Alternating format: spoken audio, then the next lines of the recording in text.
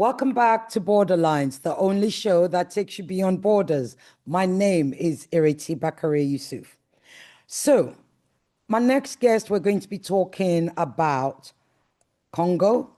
And as you all know, the last time I discussed Congo with my guest, Kambala, we talked about the resources in Congo.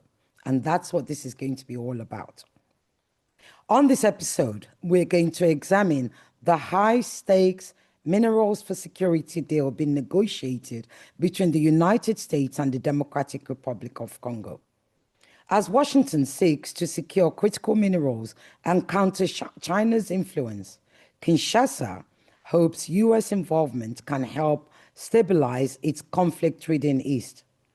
But with deep-rooted instability and the complex regional dynamics, is this a strategic partnership or a risky entanglement? Geopolitical analyst Nixon Katembo, an expert on East Africa and the Great Lakes, joins me from Johannesburg, South Africa, to break it all down. Welcome, Nixon. Thank you for being on Borderlines. Thank you for having me on your program. It's our honor and our pleasure. So let's start straight on. Look, when I heard about the DRC US deal, and especially given what we've seen Donald Trump do to Ukraine with the rare earth, in exchange for peace, etc., etc. With Congo, I'll be honest, all the hairs on my body raised. I was literally uncomfortable. What's at stake for the United States in this proposed minerals for security deal with DRC? And how much is this about countering China? Because we all know the United States and China, they're the biggest rivals right now. I think just before we get to the high stake in this conflict in the Congo and the risk thereof, or the dynamics that involves the United States and China, we need to get at the context in which the situation in the Congo happened. And I should remind your audience that the war in the Congo happened at mostly three critical levels. One should be the one we know and what we've heard of, hard war that involved different armies, militias, and even foreign armies, including Rwanda. And the context of Rwanda is a foreign army, but also having deep connections, deep rooted in the United States, training General Paul Kagame as the president, having undergone his training at Council Vanmo in the United States at the USA Army College. And many other Rwandan high-ranking officer like James Kabarebe, the former defense minister, and now Minister of Regional Cooperation in the Ministry of Foreign Affairs. And many other, including General Mubarak Muganga, who have all gone through the US hands. The second level is the economic aspect of the war, where Rwanda and the DRC are in this mess, particularly with Rwanda's involvement, because Rwanda survived on the backdrop of the looting of the natural resources of the DRC, with its critical resources such as coltan, about more than 65% of the world production. And when you look at other rare resources like lithium and so on. Now, the third level is more at a socio-dynamic level. Socio-dynamic strata in a way that you hear about the Banyamulenge as being the reason why the Rwandan government is being involved in Eastern DRC, quote unquote, protecting the Tutsi Congolese. But what you don't hear is the social dynamic of it, or rather the internal social demographic composition within Eastern DRC and the DRC at large, having over 400 different tribes, or rather 250 different tribes with over 400 dialects in the country.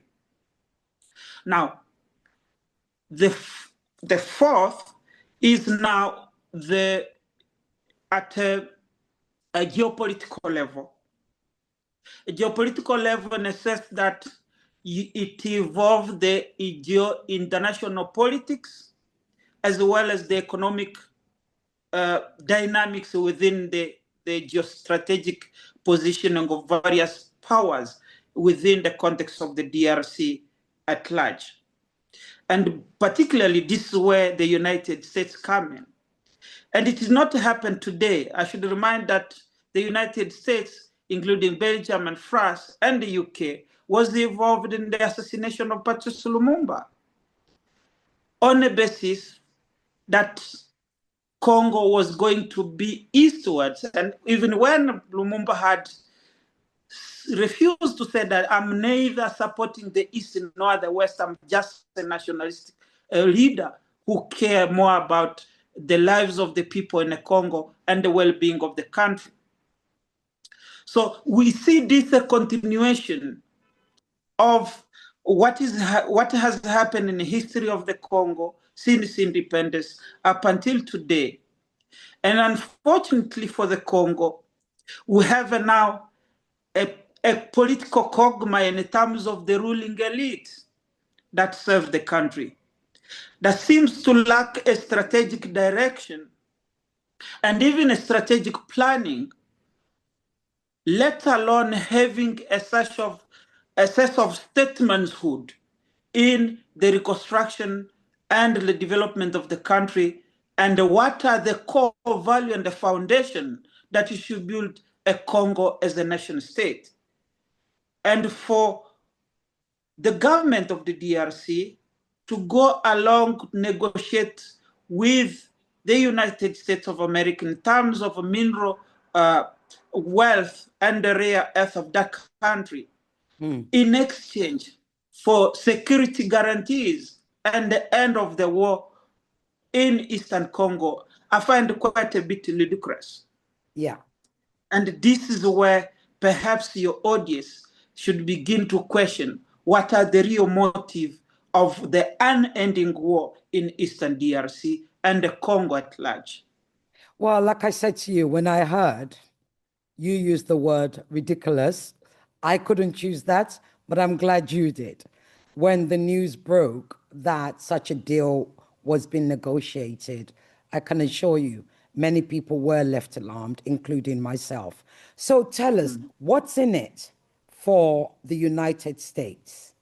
Is it a way of combating China's strength, broadness in Africa?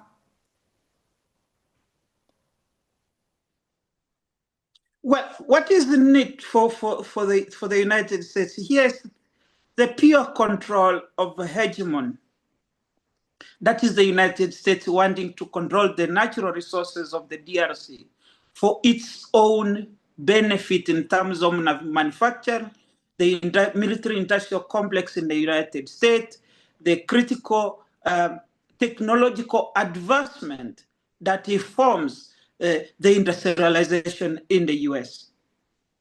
And for China, we see a similar competition happening on the continent.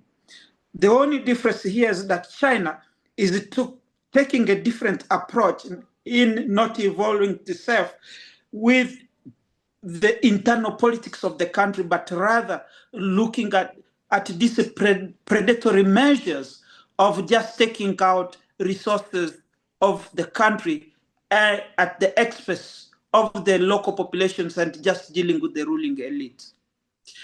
And for the United States in this particular case, it is nothing new. We know for the fact that the US supported the coup to install Mobutu and maintained him for over 32 years until they felt that he no longer of use and he has reached his cells by death and overthrew him by, supporting Rwanda's Paul Kagame to overthrow him and bring in Laurent Kabila, who did not cooperate and therefore warranted being killed because he did not cooperate on the terms of the agreement in terms of letting the country's resources being plundered by its proxy, Rwanda. So the US's hand in this conflict is not something new. However, what I see something as new is the presence of China in its aggressive economic posture on the continent through the Belt and Road Initiative for its own development back in China, but also its strategic position as a second world economy, and even its ambition as a world hegemon overtaking the US. And then what we see this tension simmering on the continent in terms of holding the African resources, and particularly in this case, the resources of the Congo. And the Congo, which is more important in a modern technology advancement. You talk about the issue of green energy production. You talk about batteries. Congo holds 70% of the world cobalt.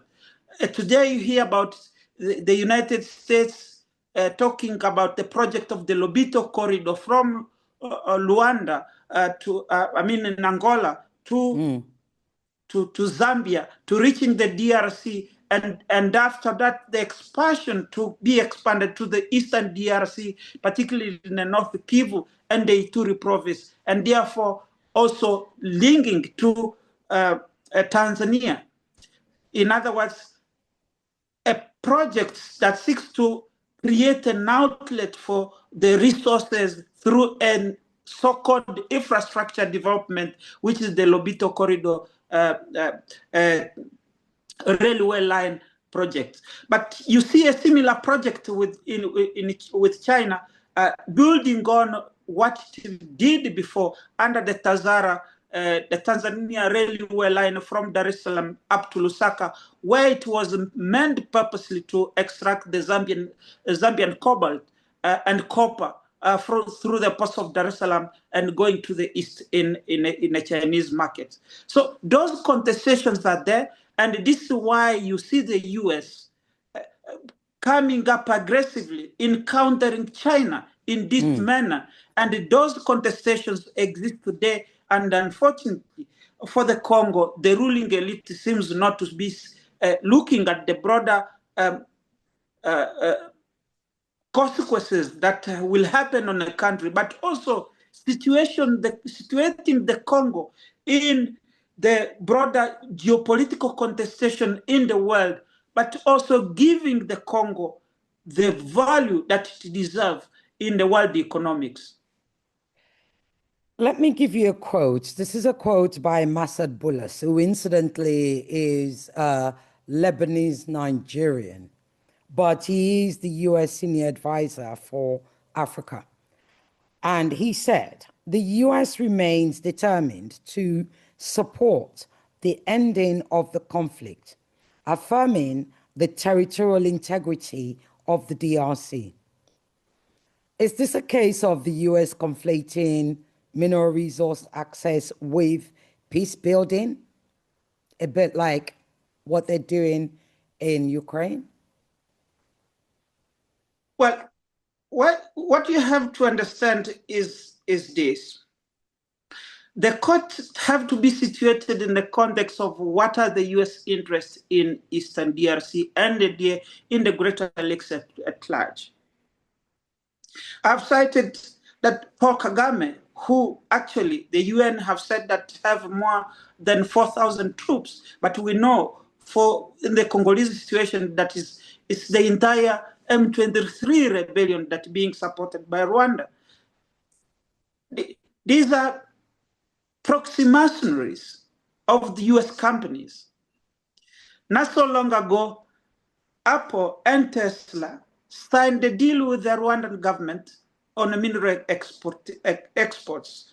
to those companies, to those multinational corporations. And when the DRC government took Apple to task, they denied that they are not aware of the supply chain having conflict minerals from Eastern DRC. Similarly, we saw the European Union signing a mineral deal with Rwanda, knowing too well that Rwanda does not have the production capacity, let alone the reserve of mineral that the European needed to sign the deal with Rwanda. So when you see the hypocrisy that is visually outlined and even spelled out in such a statement, as if bringing peace to the Congo is the only aspect that encompasses the whole totality of the reality in the case of the DRC, one wonder why.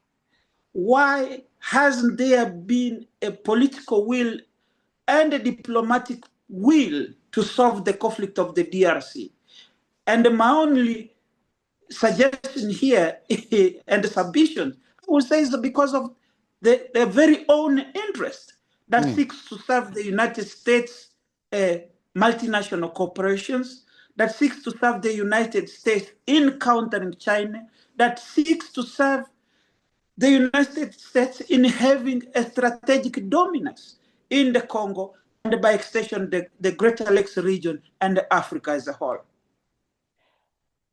So let's talk about the security dynamics and the military involvement in itself. So to what extent do you think a US security presence in the DRC will actually change the equation on the ground, especially given the ineffectiveness of foreign military interventions in the region? The ineffectiveness of foreign military intervention, particularly the United Nations, is by design. And it is by design because the state of lawlessness in Eastern DRC and the DRC as a whole serve more for the lack of accountability of the mineral resources and the natural resources that are siphoned out of the DRC without ever proper accountability and even beneficiation to the people of the Congo. So if the US is coming to the DRC, it's not coming to serve the people of the DRC, but rather to protect its own interests, to make sure that there is a security guarantee of the outflow of those very resources that it's seeking to sign a deal with the Congolese government, to making sure that those resources are protected. If it was for the peace in the Congo, this would have done since the 1960s. This would have done since the fall of Mobutu in 1997. But we saw the very same United States arming Rwanda, training Rwanda, and in the words of General Kip Ward, who was then the commander of the Africa Command based in Djibouti, but which headquarters based in Stuttgart, Germany, said, and I quote, "Rwanda is a strategic partner, and we are willing to work with the Rwandese to achieve our goal in Rwanda and in the region." But let me take you up on that. Quite a few of those Western countries have since come out recently to condemn Rwanda's involvement. Does that not matter? Or is it not enough? This is a step in a certain direction. And I will tell you why. Mobutu served the very same West from 1964 up until 1997. And it should serve a reminder for General Paul Kagame himself that the West know how to use our very own leader on the continent for their own benefit and interest. If you see the West standing against Kagame in a manner that they have imposed the sanction or threatening to impose sanction thereof, it means that a new path of entry in creating another proxy leader in the region is underway. And therefore, coming out against Rwanda is it's not an act of benevolence, but rather a way of trying to sanitize their own image. Having supported Rwanda, I mean, Rwanda survived on a donor funding. We know for that. Over than 50% of Rwanda's national budget is donor funded. Which was going to be my next question, actually. Given that most of Rwanda's budget, the national budget, comes from international funds, surely that gives a lot of power and control to international community to actually stop, ensure that Rwanda no longer interferes in the affairs of Congo. That's correct. But the question is, to what end? Is it to the people, to the benefit of the people of Rwanda who have been suffering under Kagame's dictatorship? Is it to the benefit of the people of the Congo who have been suffering under the killings of Kagame and his proxy militia in the name of the M23 and the region as a whole?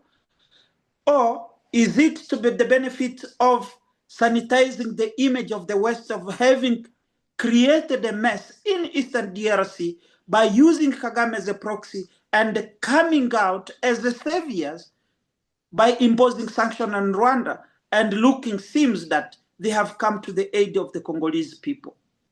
But President Paul Kagame would also tell you, the nexus between these. But President Kagame will tell you that he's actually not interfering in DRC matters, that he's trying to protect the Rwandese who actually are in that part of the Congo. That is ludicrous.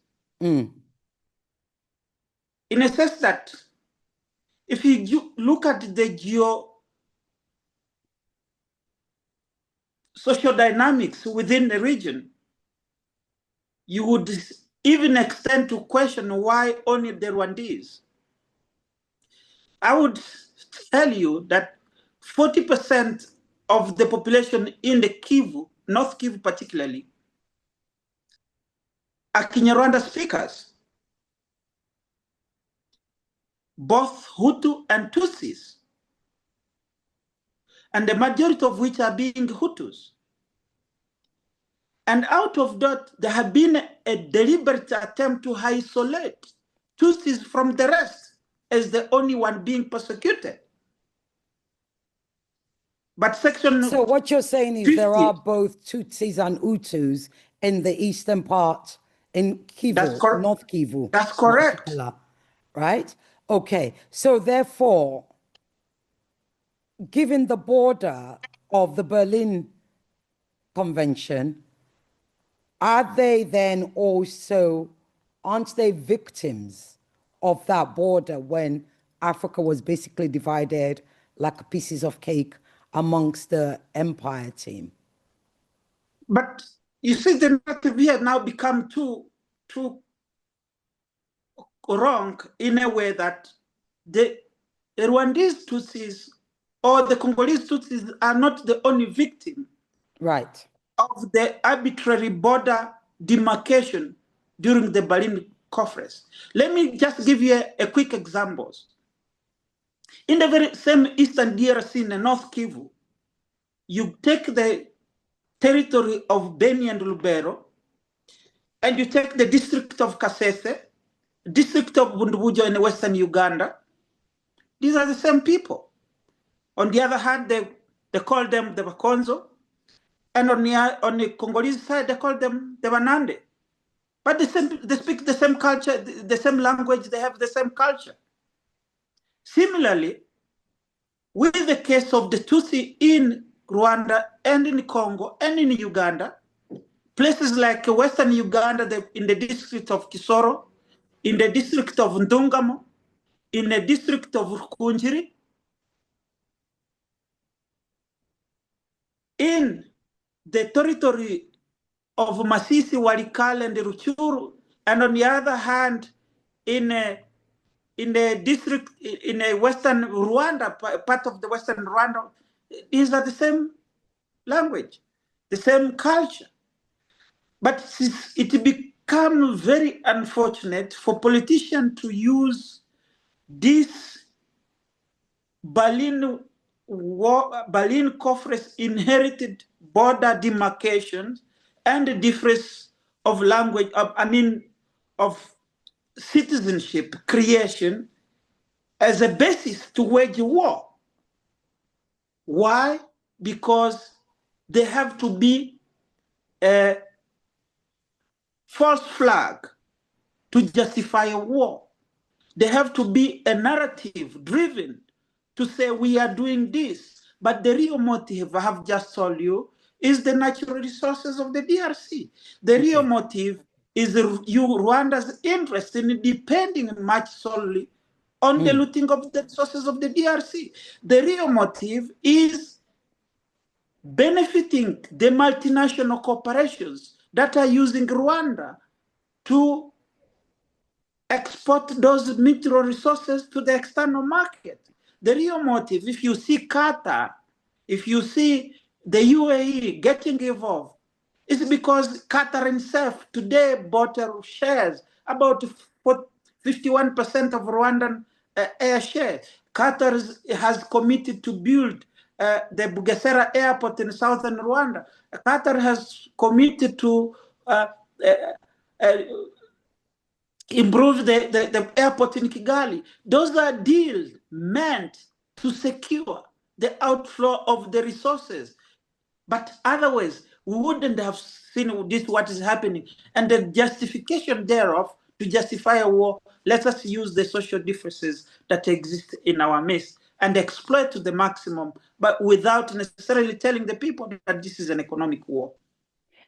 Indeed. So, going by everything you've said, then it's two things come to my mind, or two questions come to my mind, and one is the opposite of the other. Given the partnerships that you've mentioned with Rwanda, Qatar, UAE, etc., and of course the fact that you said they're a proxy for other Western countries, would the security, US security on the ground in Congo then not be protection for Congo? Number one. Or is the presence of US security on the ground actually going to exacerbate an already very complex, very ugly situation? What is interesting here is that why should the United States send its soldiers in the Congo? How about the critical function of the state? Which one? Security, the protection of the territorial integrity of any country. That is the primary responsibility of the state. The second is the education. The third is the health. The fourth is the social well-being of the people. And one would think that these would have been the core principles to which the United States abide by as a so-called democratic state. To say, look, if there are deficiency in the process of your state formation, this is where we can help. The Congo does not need US military to have its security guarantee, but rather the Congo needs a security sector reform, a restructuring of the state institutions, a refoundation of the values of what it means to be a Congolese and to be a leader in that particular country, and therefore allow it to propel and to develop like any other nations so that it can be able to develop economically or social, culturally in terms of taking its own place in the world economic affairs. Okay, you mentioned sovereignty. Let's talk about sovereignty. Tshisekedi is widely believed to be a very weak president. Is that correct? Is that fair criticism? Well, going by what he does and what he has demonstrated both at a political level, at home and abroad, and the lack of determination of a strategic framework for the country, the lack of strategic, well-defined foreign policy for the country to even allow, for example, the intervention of outside the world to drive the foreign policy and the agenda. And the political, both the political security and the economic agenda for the country shows fundamental flaws of leadership and weaknesses, not only just Tshisekedi, but I would dare say, even among the general Congolese ruling elite. So is it then a case of the Congolese government doesn't have any agency? Or is it that they have very little agency with regards to the negotiations? Or they're being forced to choose between a rock, China, and a hard place, USA? Which is it? Well, that depends on which side of the coin that you come from. Okay, but in my who own does it analysis, benefit? So let's talk about the Congo. So let's look at how peace could be shaped, right? Not the perfect way, but how peace could be shaped. If you had to suggest, if you had to advise President Tshisekedi, how would you tell him to play this? Which way is peace? And what would peace look like? What would that framework be like? Congo has a precedent in the name of Patrice Lumumba. Congo, under Patrice Lumumba, defined itself among the countries which with an unallied posture, but which seeks to cooperate with everyone in the family of nations on a basis of equal status according to the UN Charter. And this is where the country should start. This is where the leadership of the Congo in dealing both China and the United States should be a starting point to say, what is the interest of Congo as a country? What is the benefit of the Congo in collaborating with China, in collaborating with the UN, the United States, for its strategic survival as a nation? And if the leaders in the Congo, both Tshisekedi and whoever is in the ruling elite in the Congo, both in opposition, can think about this, I think that will be a starting point to define the country as a nation, as a sovereign nation that seeks to exist and define its place in the family of other nations in the world.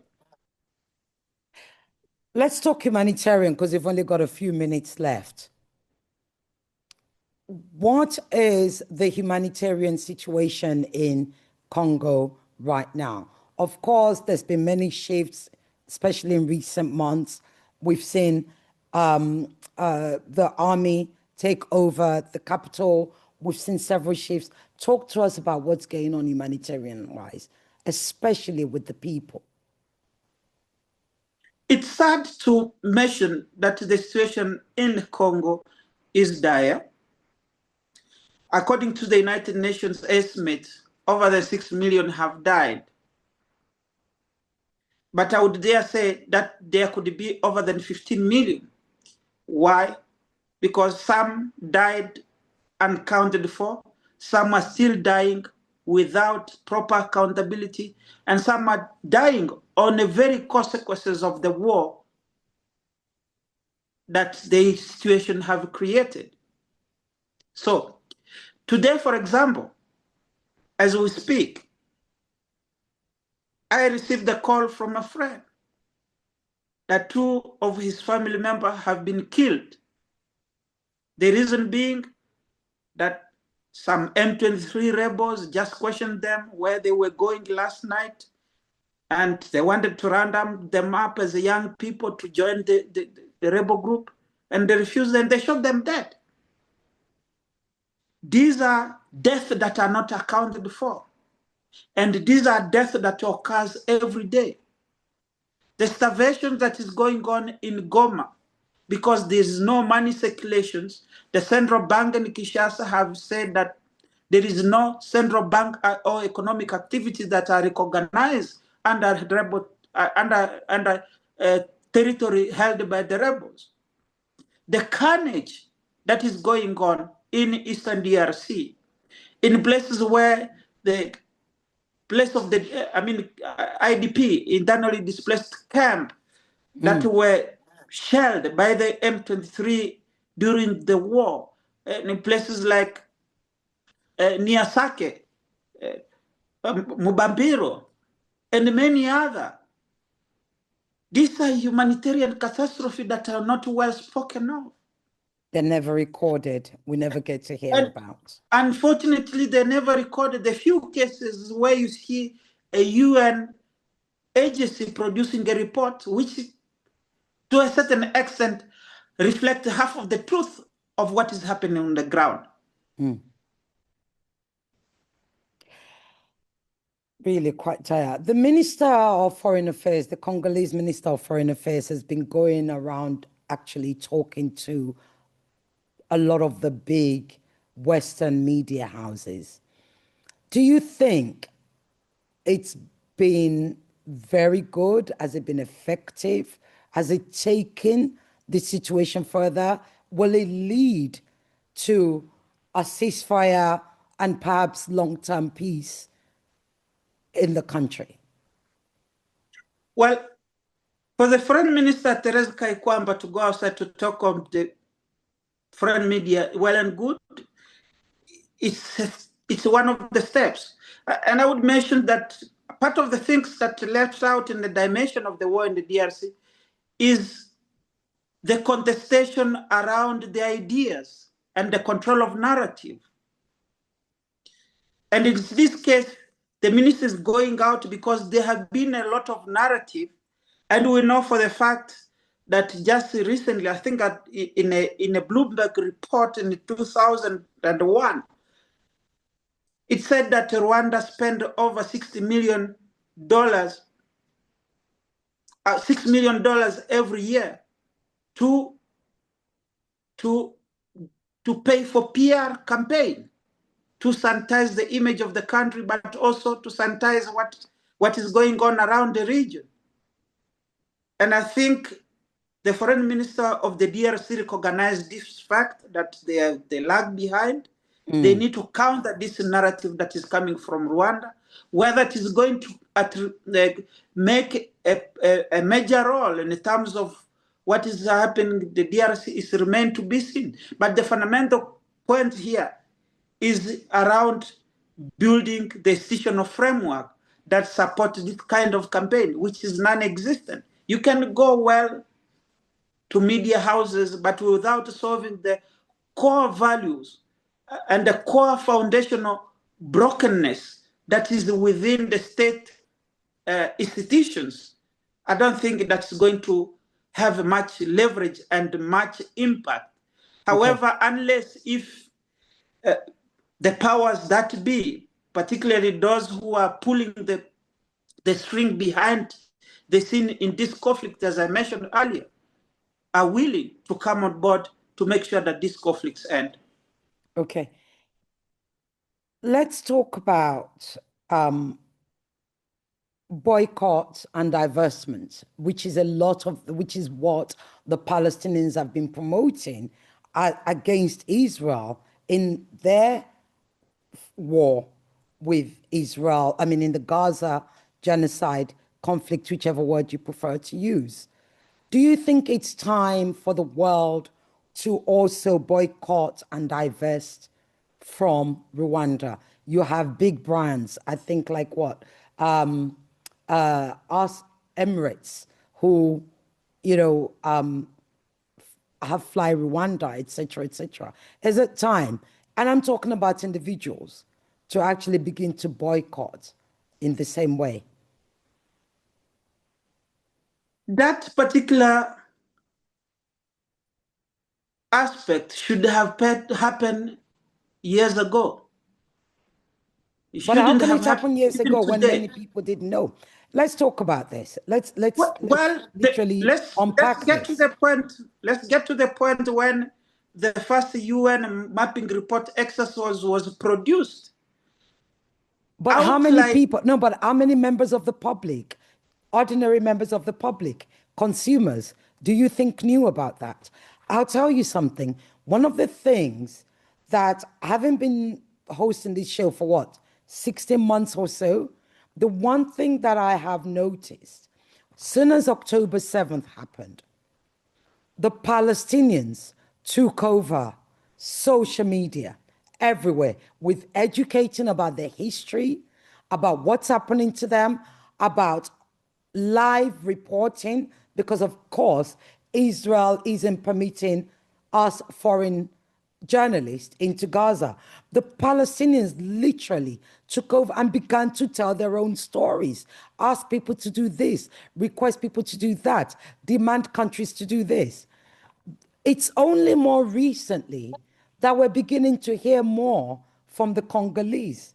And that's why, again, often when we see Congolese, and correct me if I'm wrong, we're seeing the music, we're seeing the soft power, the beauty.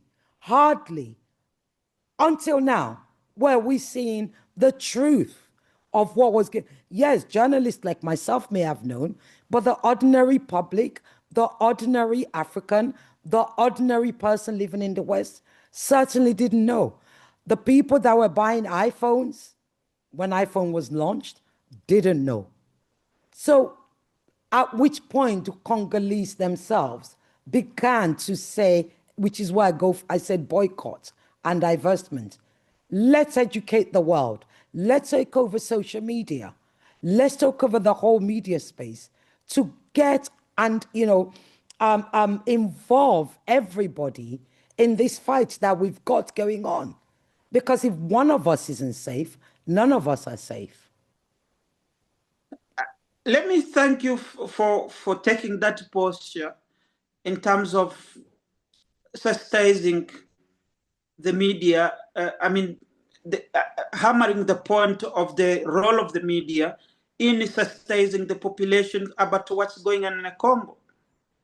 And I would tell you, and you alluded to Kambale Musavuli earlier in the program, Friends of the Congo has been running a campaign since, I think, 2012, 2010, talking about the crisis in the Congo. I personally have been on several media organizations talking about the issue of the Congo. And simply because there was a concerted campaign to conceal what is happening in the Congo. And I think we need to break up this barrier of a concerted campaign. I have just told you about the $66 million spent per year on propaganda, denying exactly what is happening in the Congo and painting Rwanda as the poster child of development. Whereas the real aspect that should, and the posture that should taken is the posture child of proxy war in Eastern DRC and the poster child of killing of the Congolese people. And this what should be informed to the masses, both in Nigeria, here in South Africa where I am, and elsewhere in the continent, to know, for the people to know about the plight of the Congolese, for the people to know about the role that Congo can play in the development of the continent, let alone just about the talk of the Inga Dam. But this is the country that can produce food for the rest of the continent.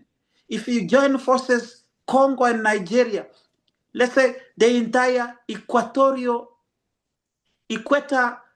region, from the Congo to Cameroon, Congo Brazzaville, Nigeria, you name it. These are powerhouse But that to be Nixon, reckoned with. you're right. But again, Borderlines has been going on for 16 months. We are the one show in Nigeria that talk geopolitics every week. That's all Borderlines does. Would like the Congolese Minister of Foreign Affairs on our show. The chances are she prefers to talk to Western media. Myself and my producer are available to come to Congo and actually interview the people on the ground.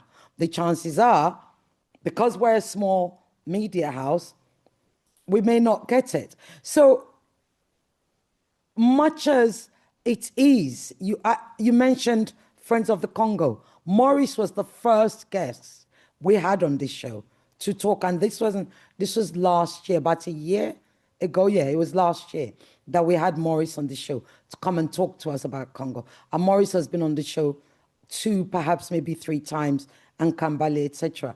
What I'm trying to say is, yes, we are aligned. And now I'm talking as an African to another African, and indeed an African journalist. Yes, we're aligned. But again, we Africans, at which point do we say, okay, it's important to talk to the West because of, the high stakes game that's going on. But of course, it's critically just as important to educate our brothers and sisters in the continent. At which point does Congo give African, journalists priority? Will your minister come to this show? All these things matter. Well, let me get perhaps... Will Tshisekedi come on this show? Certainly, this is where he should come. This is where the foreign minister, Therese Kaikwamba, should come and explain to fellow African in Nigeria and those who are watching and listening to this show elsewhere on the continent. But in Africa, and I think this I should mention, we have a problem in terms of the control of thought. Our education system have been molded in such a way that still to have a colonial mindset to it. That what is spoken in the West, the kind of English that is spoken in the West, or French, for that matter, that's spoken in the West, still determine which office you should get to, which media organization you speak to, who you talk to. And I'm mentioning this deliberately in the sense that even the kind of a leadership that we have on a continent, that you have an entire institutional framework aimed at the control of thought and the control of narrative, and by extension, the control of mind, and how we think and how we disperse our thinking in our everyday life. And it is not surprising that the minister should go to BBC and without talking to your media organization, because that's how the narrative has been shaped. That's how the critical thinking in our education system have been molded. And I think as African, we need to start thinking on how we develop indigenous knowledge system, or rather political thought narrative that seeks to prioritize the continent more. And having developed that political thought narrative, it's what will inform the minister to say, before you go to the BBC, before you go to France International, before you go to Jeune Afrique, before you go to Deutsche Welle, before you go to Voice of America, you should go and speak to the media in Nigeria, inform a fellow African, specifically borderlines, and brothers specifically on borderlines to discuss these matters, so that Africans at the forefront of driving the narrative, the thought processes of what informs our society and what is to be happening in the continent. Nixon, Katembo, thank you for your perspective. Thank you so much for joining us. We will be having you back. Like I said, Borderlines is the one show that talks geopolitics every week for 2 hours and nothing else. But specifically, we are about the way geopolitics affects the global south. So therefore, yes, your foreign minister should come and talk to us. Your president should come and talk to us. Indeed, the generals should come and talk to us. Thanks for having me on your program. Thank you for being our guest. Have a good weekend. Bye-bye. So that's the end of another Borderlines. As the DRC navigates minerals for security deal with the US, the stakes are high, not just for Congo, but for the global balance of power. Will this be a true partnership or history repeating itself? Time will tell. My name is Ireti Bakare-Yusuf. Thank you once again for joining us on Borderlines, the only show that takes you beyond borders. I'll be back next week. Have a good weekend. Bye-bye.